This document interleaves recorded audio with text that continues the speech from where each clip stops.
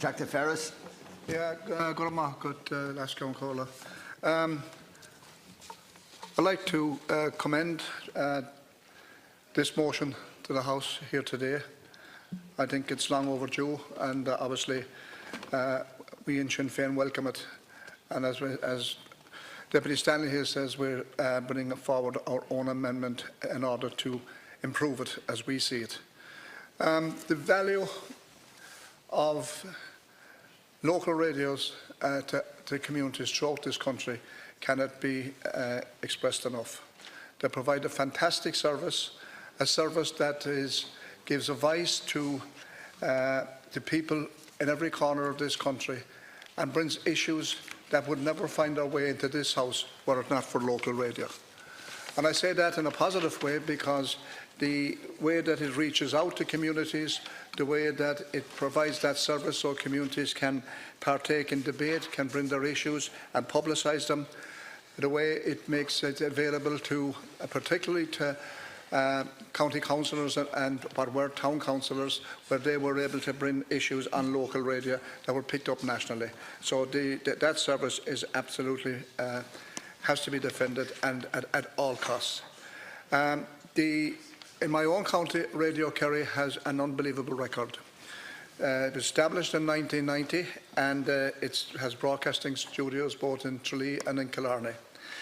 The figures, I've just looked at the figures, are quite startling actually. The JNLR figures, Radio Kerry has a market share of 48.3% compared to 14.4% for RTE and 6.1% for 2FM.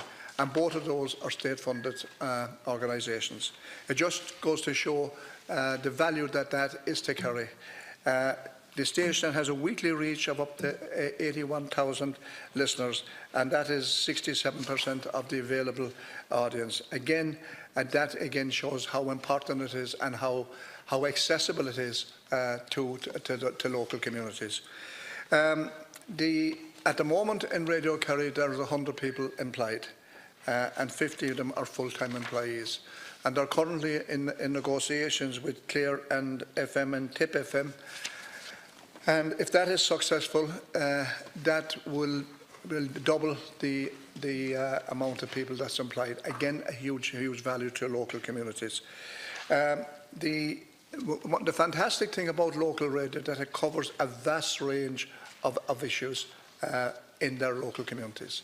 Whether it is farming, whether it is fishing, whether it is sport, whether it is current affairs. And obviously, those of us in this House are called to account by local radio. And I have been on local radio a couple of times every month since I have been a TD.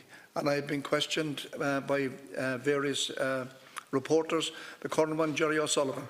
And it has been quite a very interesting engagement. He's very, very professional, as are all the staff that I have dealt with there, and also very challenging and holding me and obviously the other TDs to account. And that's also invaluable because local people connect with their local representative and they want to know how their local representative represents them in this House. Again, that is tremendous for local radios. For instance, our elderly, many of them living in rural and isolated areas, their social connection is the local radio. Every morning, the radio program that comes on right through to late at night, that's their local connection. They know everything that's happening in their communities, even they might not move outside their communities, in their counties. And I think, again, that has to be acknowledged, and again, obviously, it has enormous value to the well-being and the social connection of people right across the constituency. Actually, I was looking last night at a briefing note I got regarding the 9th of February for Radio Kerry. And it just goes to show how stark they covered 3 football games that day. I've been involved in the GA most of my life, and Radio Kerry has been invaluable for local results and so forth. But they covered 3 games that day. 2 were All-Ireland finals. One was the intermediate, where Beaufort won, and where Kilcummin won, and Beaufort won the junior. They covered both of those, and they covered that's that night when the Kerry Garsoons went out and beat Dublin in Tralee. So again, that was it was a fantastic service.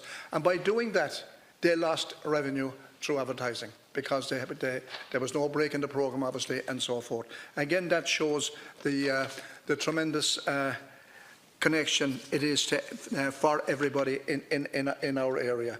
I think one thing we also need to look at and to acknowledge the role that the local radio plays. They're connected to the emergency plan, council and county emergency plans, through the Gardaí, through the fire brigade, through the hospital services, through any aspect out there that is in need. Even during the Beast from the East, it was the local radio that gave us the news of what was happening all over our county and all over this country, where you were endangered and obviously where to be aware and so forth. Radio Kerry is considered locally as the voice of the kingdom. And as I said, I mentioned the figures there at the start off, where 48.3%, almost 50% of the audiences that are connected to Radio Kerry in Kerry. And I'm sure that is replicated right across the country. And that's how valuable it is, and that's how important it is. And that's why we have to defend it and ensure it survives and ensure it continues to develop further, because it is an essential part of our life. A very, very essential part of our life, and particularly for our elderly, and obviously those of us who have been involved in sport, those of us who have been involved in agriculture, those of us who have been involved in politics in this House and in local, our county councils and so forth that are elected. It's a great way of county council officials, county councils communicating with the communities, taking on board issues that have been neglected. And many of those issues that come from local radio stations, many of them end up here, and some of them can be solved up here.